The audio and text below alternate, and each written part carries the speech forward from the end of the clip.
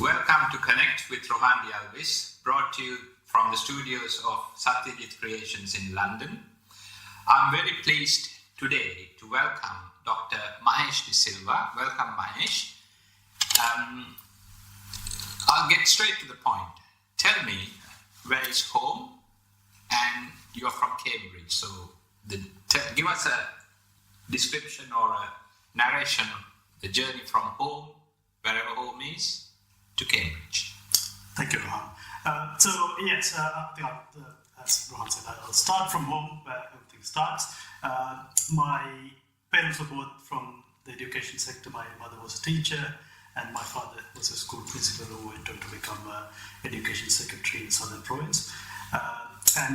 So their influence at home was quite key for us. I mean, my mother was a calm and collected person.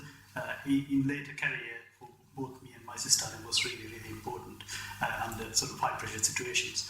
And on the other hand, my father was a strong, hard-working, well-educated leader.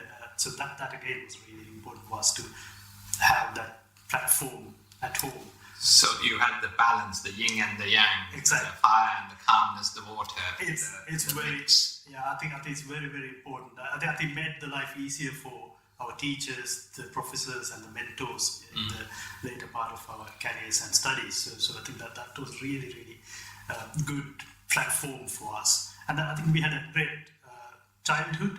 And I think the focus was not on materialistic things. I think mainly on education, traveling. I mean, we traveled a lot within the country during our childhood.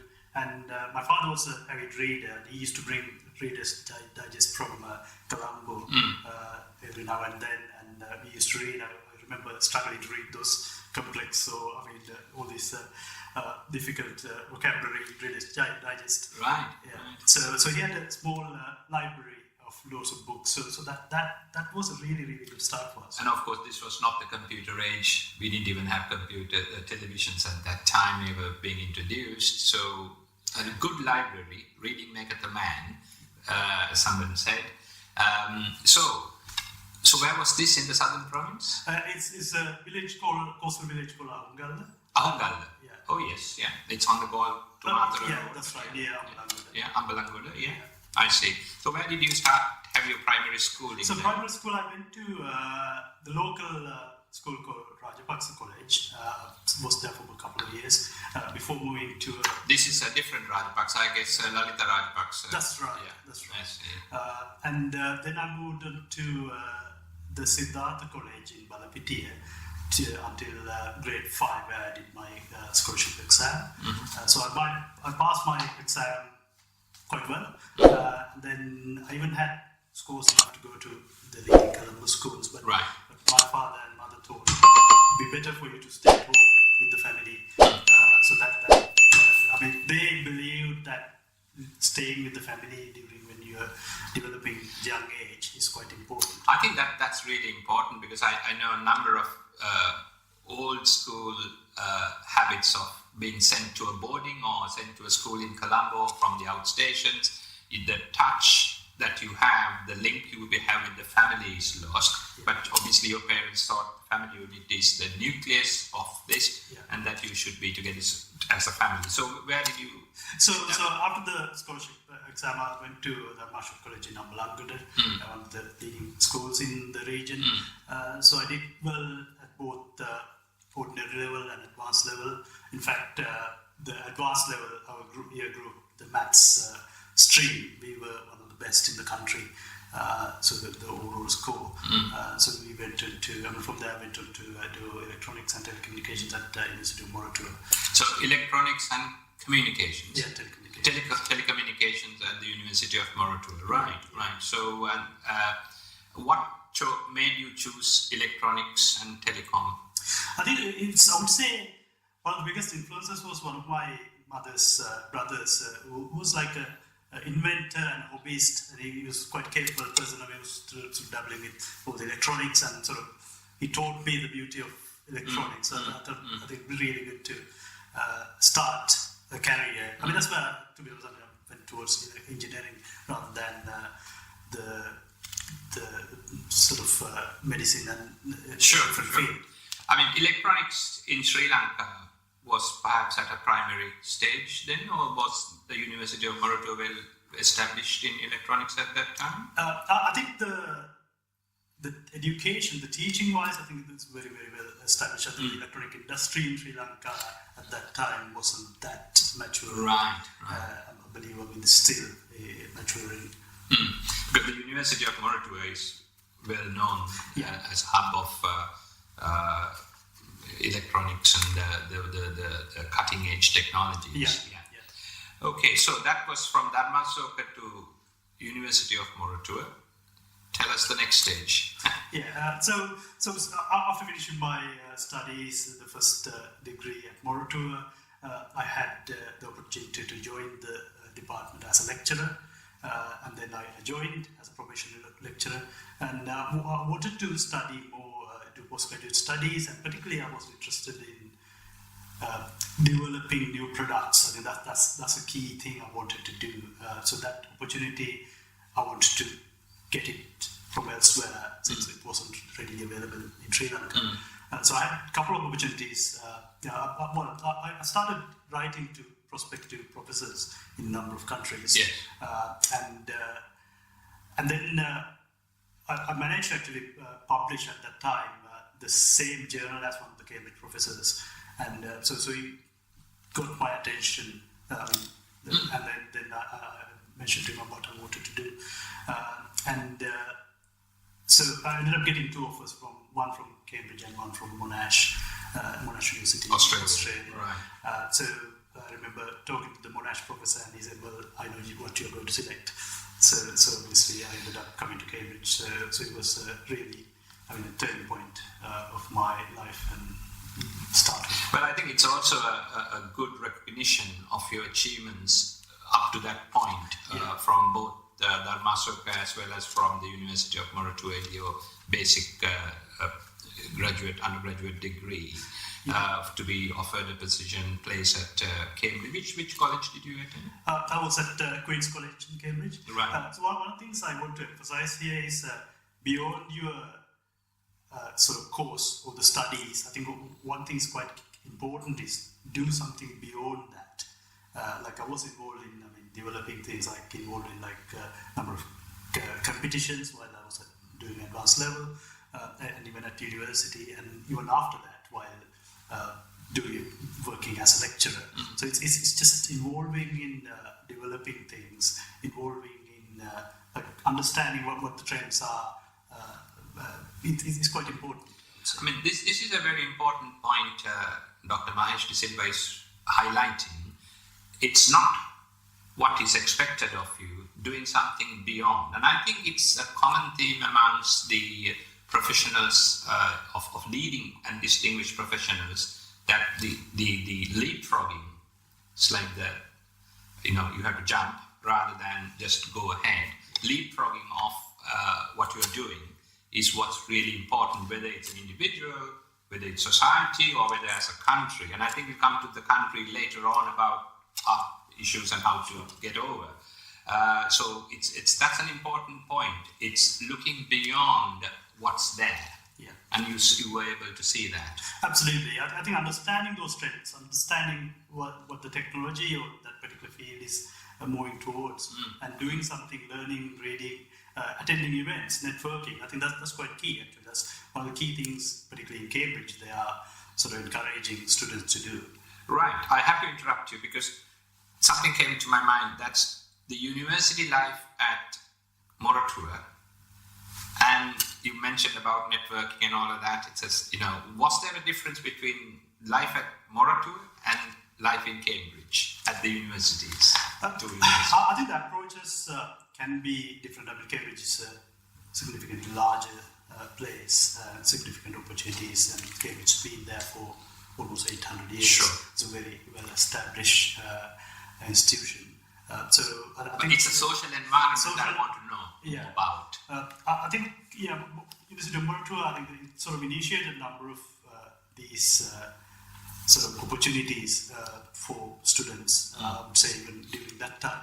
So giving them that opportunity to network, attending these key events, organizing a number of these key sort of technology and sort of career building events. So I would say I think they were doing quite well. I mean, even now I think they were doing it even to larger scale. They're a leading edge university. For Absolutely, sure. absolutely. It is a center of excellence, I would say. Yes.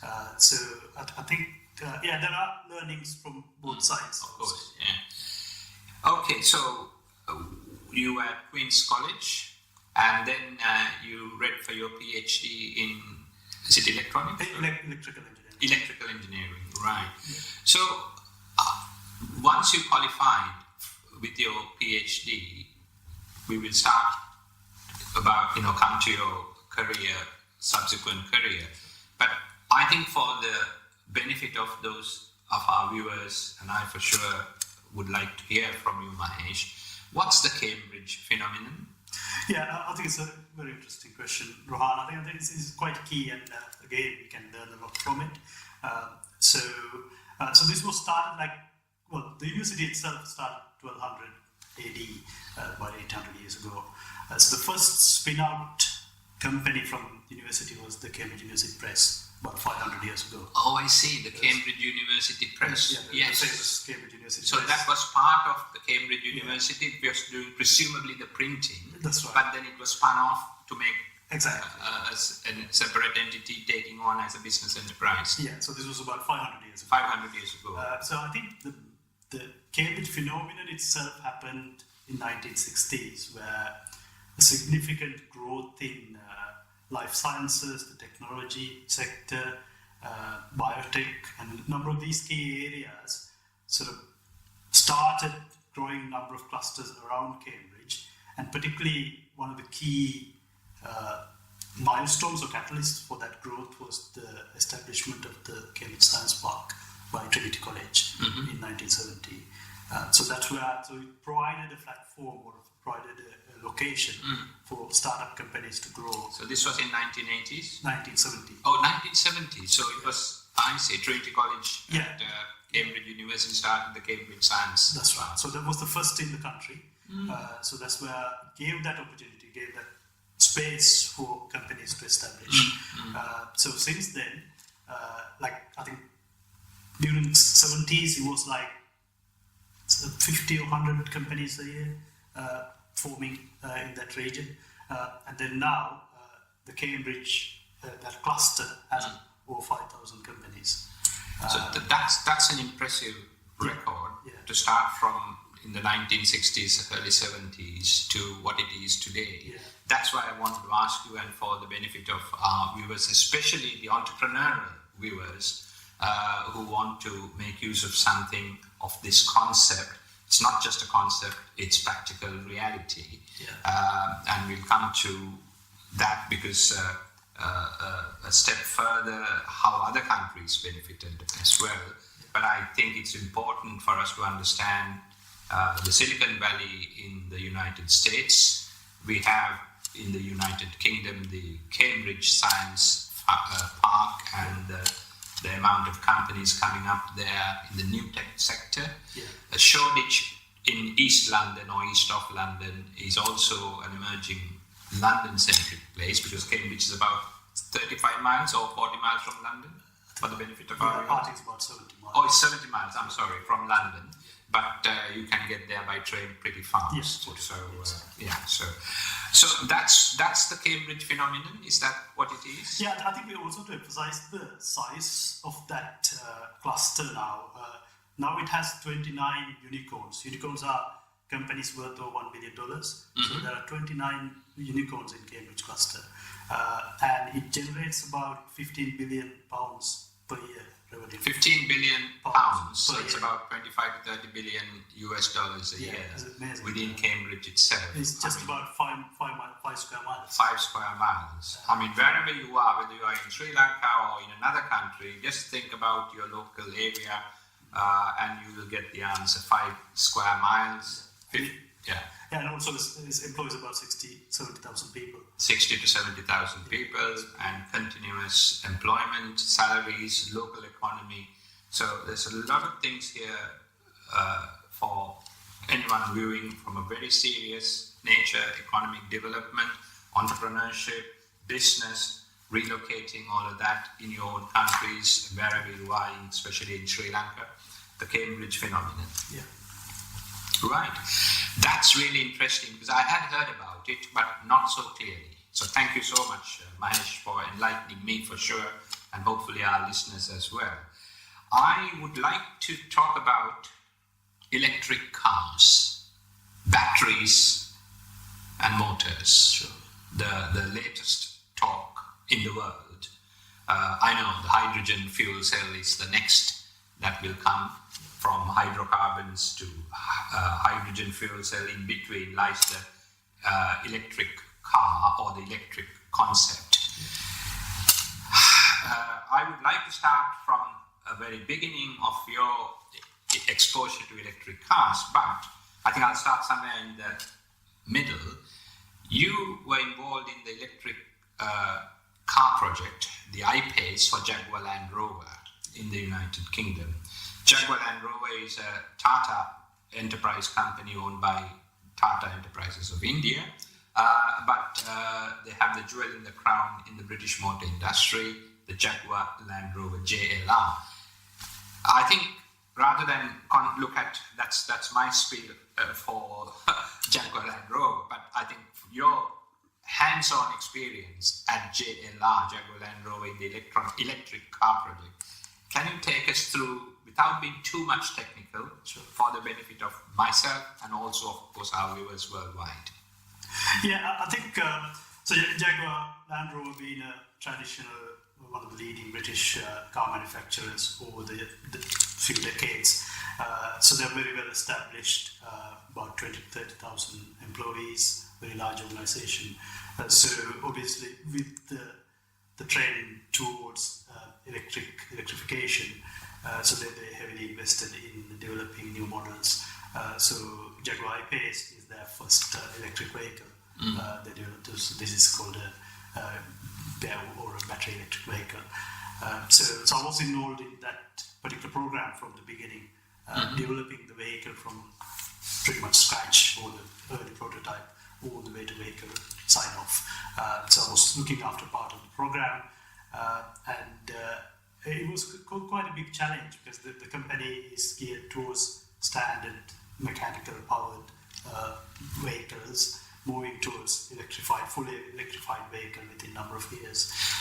Just to interrupt you there, just a point to clarify. So Jaguar obviously and Land Rover is a old style hydrocarbon petrol engine, diesel engine company. Yeah. They changed because they saw leapfrogging the future. They saw the world changing from the hydrocarbons to a different set, the battery powered cars. So it would have been a very big cultural change for them to make that change. However, in Sri Lanka, of course, we have Ideal car company, which has already produced a small quadricycle, as well as I think Vega, where they have made a super fast car, a super luxury car. Now, they didn't have the change culture, so there is an advantage for Sri Lankan companies and entrepreneurs. If you're starting on a blank piece of paper, you don't take any old culture with you, you start afresh. Sure. But if you're looking at a big company like Jaguar Land Rover, they had a lot of historical baggage from a hydrocarbon-based diesel or petrol engine company to go electric. But they have done a very good job out of it because the Jaguar the I-PACE rather, is very, very popular. So I want you to sort of expand now on subject proper. Yes, this is where the real professional intellectual context comes in from Dr. Mahesh De Silva. Now, one of the things, I will talk from the point of view of a user, a customer or someone who uses an electric car. It takes a car battery, an electric car battery takes a good, the life range is about 5 years, I would have thought. I'm still 1.5 years into my car. one of the main problems, or a little bit of a headache in Sri Lankan English, is the recharging time. Because if you're driving a petrol or a diesel car, when you run low, provided you can find a petrol station, you just simply fill in, pay the money, off you go. Maximum 5 minutes or 10 minutes. But if you have a electric powered battery car, it takes at least 1 hour. Overnight charging is 6 hours, 7 hours. Can you elaborate or perhaps tell us how this time limit can be brought to, let's say, a few hours? Yeah, I think so. One of the big limitations, as Rohan mentioned, is the speed of charging the batteries.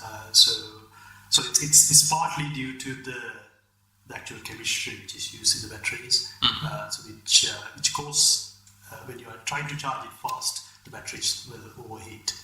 So the overheating will degrade the battery and reduce the lifetime. I see. There's a number of ways people trying to sort of solve that. One of the ways is like oversizing the battery. So what they're doing is you're trying to put the similar amount of power, but your battery is very large. Right. So you put the amount of similar sort of energy in a shorter period of time to a larger battery compared to a smaller battery. But that takes more space within the car. Exactly, more space and the weight. So that's not really advantageous. So that's what lots of car manufacturers, that's what they do. So finding a chemistry which can withstand or doesn't overheat the battery is quite key. But at the same time, the battery is not just the chemistry or the cells. It has electronics, it has a mechanical enclosure. So it's a number of aspects. There's a multifaceted sort of challenge to achieve those sort of fast charging. So in order to achieve that, you need to have the right software, you need to have the right electronics to allow that fast charging. But at the same time, your chargers will be capable of delivering that power. So, for example, the ABB currently have 250 kilowatt chargers. That's the Swedish engineering company, ABB, yeah. right? So the kind of like number of these companies now coming up with these very like fast charging chargers. But it's important that you solve the whole problem rather than just solving one aspect. I understand you're involved in it at the moment. Absolutely right. I think that this is where we are working on at the moment in Cambridge. One of the startup companies called Nyobolt. I'm involved in as the engineering director, developing these technologies not only for electric vehicles. It can be your vacuum cleaner at home. For example, you just vacuum your home for about 20 minutes. It runs out of charge. It take a few hours for you to recharge. Yeah. Imagine that you can charge your vacuum cleaner in 5 minutes or 3 minutes. So I'm sure you would all like it. At the same time, like a power tool, like a drill, for example, is the same thing. It will take 60 minutes, 90 minutes to charge. So what we are looking at is these are again part of this Cambridge phenomenon where this technology or the initial research was done at the Cambridge University and it was commercialized through this spin-out company called Nyobolt, where so this particular chemistry developed allow you to charge fast without overheating, or you would operate at higher temperatures so that you can charge your batteries fast. And also the other advantage is this particular chemistry will allow you to have longer life batteries. I see. So there's no trade-off there. Yeah, so it's quick charging and longer life. Exactly. So it's a really big advantage. So that will allow you to have lighter, smaller vehicles or electric powertrains, which will enable electric cars, as well as I mentioned the domestic, the consumer products, industrial products. It can be applied to a number of products. So I am involved in developing a number of these solutions. As I said, the battery cell itself, the electronics, the software, the mechanical component, and then the charger itself. So we are trying to provide the whole ecosystem for fast charging. So that's what we're working on at the moment. That's brilliant, because you mentioned earlier about seeing what is going to happen next as an individual. Here you are in a company, Nyobolt Limited, Nyobolt, that is. Again, these are companies, startups, where they look at what the world will be in 5 years and 10 years and what the world will require in 5 or 10 years' time. That's the sort of entrepreneurship that becomes a business eventually to be run as a mainstream institution. So that's really, really useful and nice to hear that the period of the charge, the time taken to charge a battery will come down immensely. So all those electric car owners out there sometimes who have a problem of not having a fast charge, people are working today, and Dr. Mahesh De Silva is working in one such company, and he's directly involved in that project. So well done, Mahesh, on that. I'm now shifting from the innovation to mass production at the cheapest possible cost. We all know the United Kingdom, nor United States, the developed world, they are not the best places to make goods on a cheap, massive scale, but at cheap, the lowest possible cost. So the technology is developed in this part of the world, the United Kingdom, for example, in Cambridge. You then outsource the thing. I'm not talking of a particular company. I'm talking about in ballpark, the big general sense, in a general sense. You then send it to countries which are the workhorses. And in the past, it was Japan. Korea picked up on that. Singapore was a center of excellence from 0 to 100. That's a remarkable dream. That's a very small country, but let's park there. We're not going to discuss Singapore today because everyone knows about Singapore. Korea, after the World War, the Korean War, was one of the economically poorest countries in the whole of Asia. Remember, Sri Lanka was only second to Japan after World War II ended. And today, Korea is a developed country, or almost developed country. Now, so we need to talk about the Korean Renaissance as a manufacturing hub.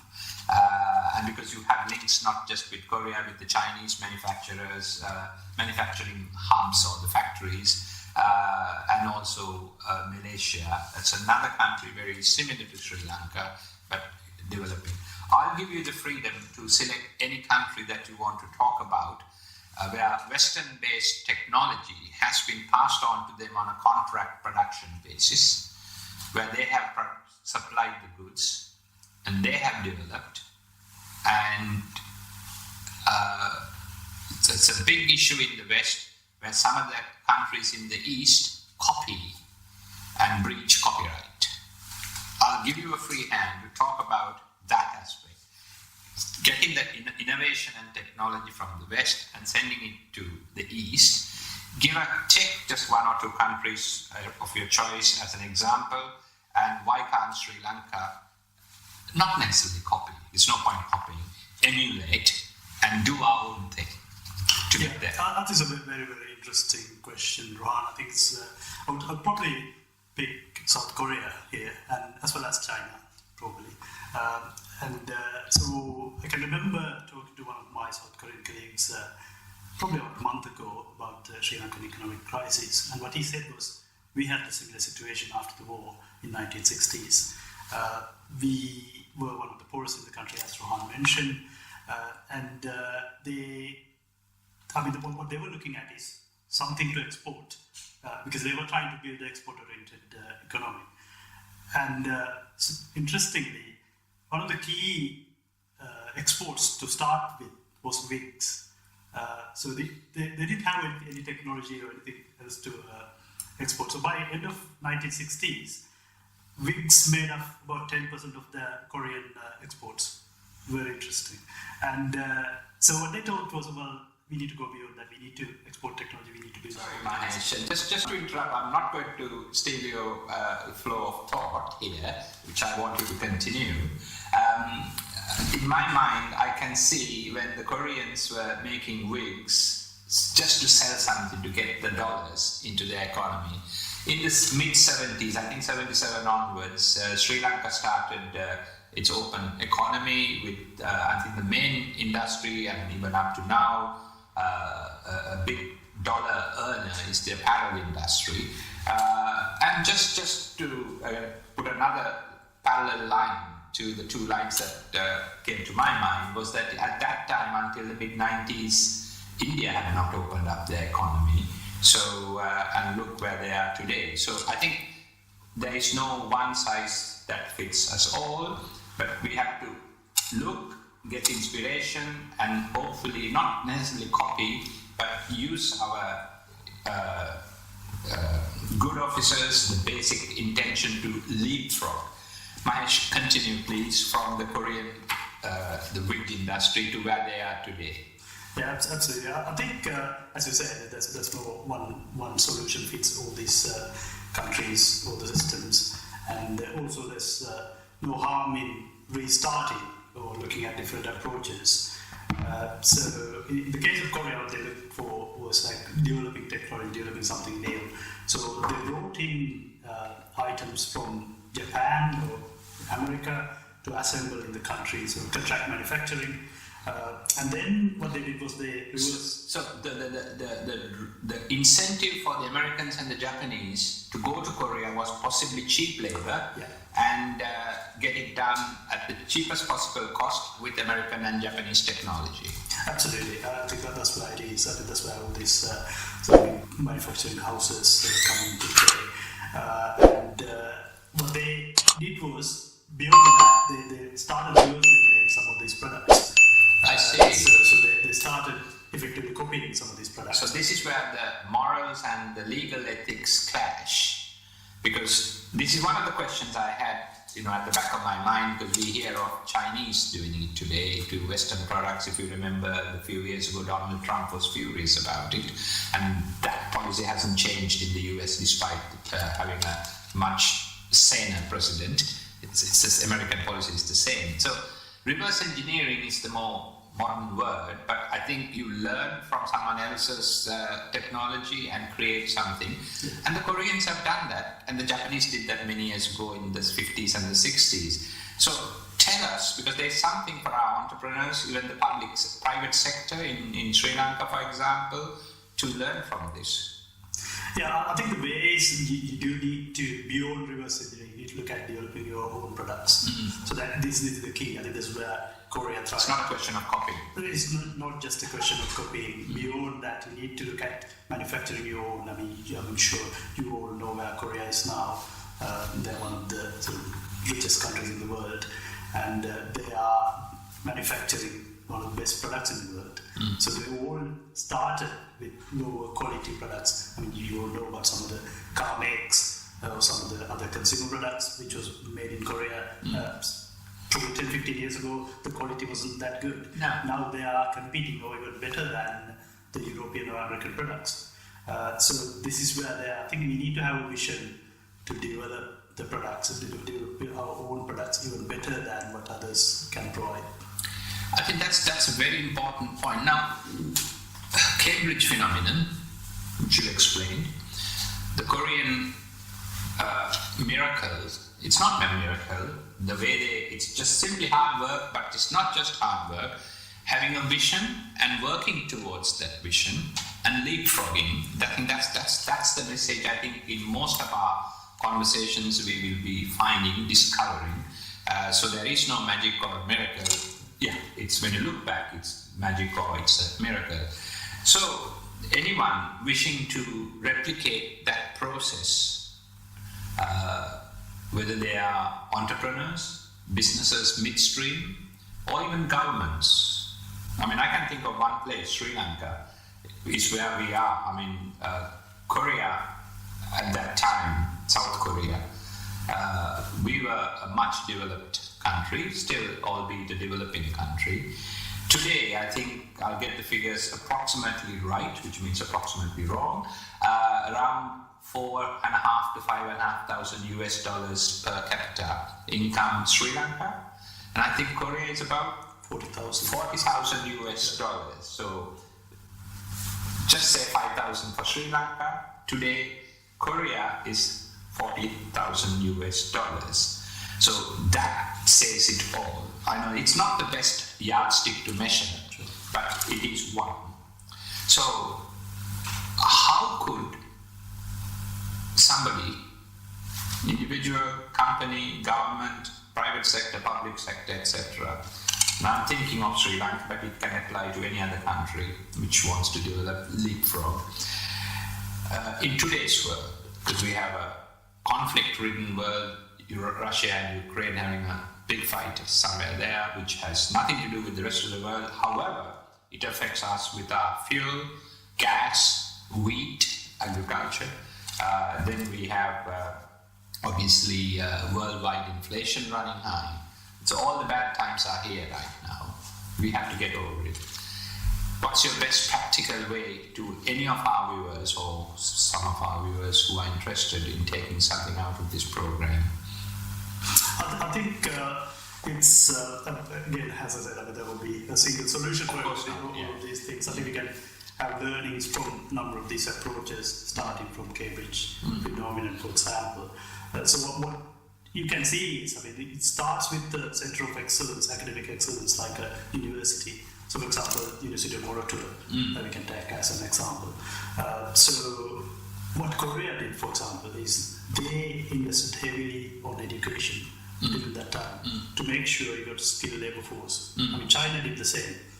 When I used to go to China in the early 2000s, I used to meet lots of professors from UK going that way. So what they're doing is academic exchange or sort of knowledge transfer programs or a number of projects funded by the Chinese government, attracting this talent or the experience from around the world to go there and teach their students, and then they build their capability within the country. So I think it's very important. Education is key. Building that around a particular center of excellence. And obviously the Cambridge, what you can learn is the infrastructure, the availability of affordable space, accommodation, and office spaces, the business lab spaces is key. I think that again, you need to provide those things for the businesses to set up and establish. I think the key thing is the availability of funding. So that again won't happen overnight. So the government can help, but the private sector takes a major role in all these big technical centers. Yeah, this is important because my mind is still centered on Sri Lanka. We have science parks and technology parks, albeit on a very small scale, but at least we have started that, including the private sector, especially in and around Colombo. I think what's lacking here, also the education. You can't beat Sri Lankan literacy on paper, at least 92% or somewhere there. The problem, I think, is the word center of excellence. We may be very literate, highly literate, but I think the practicalities of that education is what is called the center of excellence. So it's not knowing everything that the books and the syllabus says, but putting it into reality, what you learn into practice. And I think the University of Moratuwa is indeed a center of excellence, but I think we need to create more as a country, as our policy amongst our young people. In their own way, they should be centers of excellence. Do the right thing 100%, not 99%, not 101%, just do it 100%. If you get there, that's fine. So what's lacking, I think, from a Sri Lankan context is the financing, the financials, whether it's the public sector, which the government has very little funds, but the private sector, if the private sector gets involved, even in this country, right, with incubation projects, as business angels and so on, and when that business grows, they have a stake in it. So why can't that happen in a very big scale in Sri Lanka? I don't know. You and I are based in the UK. Perhaps a rather unfair question because you don't know what's happening on the ground. But this is what we see. The funding for this type of thing, innovation, is very little or limited. Yeah, I think a couple of things I can think of here. we need a big tree for the saplings to grow.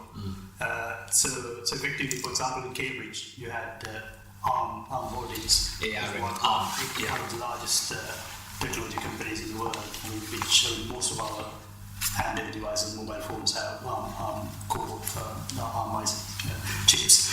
So from ARM, all these skilled people came out from that, and they set up businesses. So that sort of starting point is key to any country. So I think that's very, very important that we look at in Sri Lanka. I mean, we can learn. There are good examples. For example, the London Stock Exchange Group. I remember going to an investment event in London Stock Exchange and met one of these delegates, one of the leading individuals in the UK. What she said was, I didn't know that London Stock Exchange is run by code written in Sri Lanka. And she said is, you guys are not really marketing yourselves well. Absolutely. So nobody knows. So there are really good examples in Sri Lanka, huge success stories. They are sometimes doing even better than other countries. So we need to learn from it. We need to grow from it. We need to use that expertise in that particular sector to grow it beyond. I'm sure it's been done really well in IT sector and apparel sector as well. But I think we need to look at where we grow from there much bigger than where we are. This is the thing. I mean, the IT sector, yes, we are making a big income out of it, the apparel sector. But I think it's that vision of leapfrogging beyond. I think there's a sense of satisfaction and doing nothing, that culture. I'm all right, so I'll take a break. But the world goes on. I think that's where sometimes we tend to miss the bus, so to speak, in Sri Lankan businesses. Because even the apparel sector, it has really moved on. And to be fair to some of our apparel companies, they have even moved out of Sri Lanka into countries in Africa and set up apparel factories, Bangladesh, for example, Myanmar, formerly Burma, Thailand, Indonesia, Pakistan, and so on. So I think that's happening. What we are talking here is the innovation industry, the high-tech industry. We really need to get on, see the vision where the world will be, not just Sri Lanka or the United Kingdom, and work towards it. Now that's really fascinating, Mahesh, for sharing all of that with us. I have to ask, in the UK, do we have a sort of a framework of professionals and entrepreneurs, etc.? I mean, I keep plugging at most of our events about the APSL. You were a former president of the APSL. Tell us what APSL and what it does in the UK for its members here, and what we do, it does rather in Sri Lanka, very quickly. Yeah, that's right. So yes, I think I've been involved with APSL since 2009.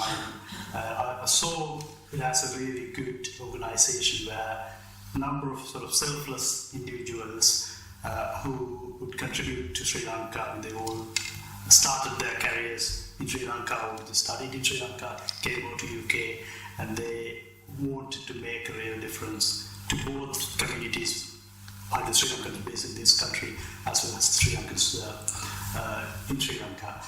So APSL approach that in a number of different ways. So it works as charity, provide charitable support to Sri Lankans who are suffering either from natural disasters or COVID or a number of other events.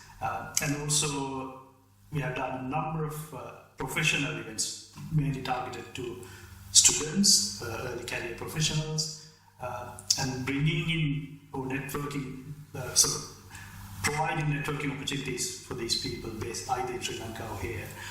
So one of the key events we were involved at that time was a research symposium where we provided a platform to young students, university students who are coming from Sri Lanka, either doing their undergraduate studies or postgraduate studies, giving them a platform to present their work. So to find out, I mean, that a number of people never presented in a conference before. So it was a really good opportunity for them. We've done it a number of times. I think over the past year we've done it virtually as well due to COVID. But I think those sort of organizations is key. I think can bring things new to Sri Lanka, bring the knowledge from other countries to Sri Lanka, and drive these number of these ideas within Sri Lanka as well. So I think it is very important to grow these organizations. Thank you. And you were the president of the APSL for which year? It's 2019 to 2021. 2019 to 2021, right? Well done. That's really useful, Mahesh. Just before we sum up, what do you do in addition to what you're involved in from a professional aspect on product development on electric batteries and electric technology? What do you do in your spare time? Yeah, I think work-life balance is quite very important. Very, very important. So I certainly try to spend most of the time with my family, so we travel a bit, and also I'm sort of like a keen photographer, amateur photographer, I would say. So I like to take photos, and so I'm part of the Cambridge Camera Club. I think having that balance is quite key. That's good. Cambridge area is really, really good for that. That's scenic and all of that, and also the technology and the science parks and all of that. Exactly. Yes. I see. Very good, very good. I'm really impressed. Yet another resource person brought you with through this program, Connect with Rohan de Alwis. From the studios of Satyajit Creations in London. And I think it's important, Mahesh, that we spoke on a number of matters. I'm going to say from Ahungal to Cambridge, and then to electric batteries, the electric technology, and also how countries, individuals to countries can use the vision and working towards that vision concept into reality. Centers of excellence, I'm just sort of giving you the highlights and the buzzwords that we need to, some of our viewers will need to take account of. I think it's important that whatever we do it with a certain meaning and not just theorize it, but do it in reality, make that theory, some of your dreams come true.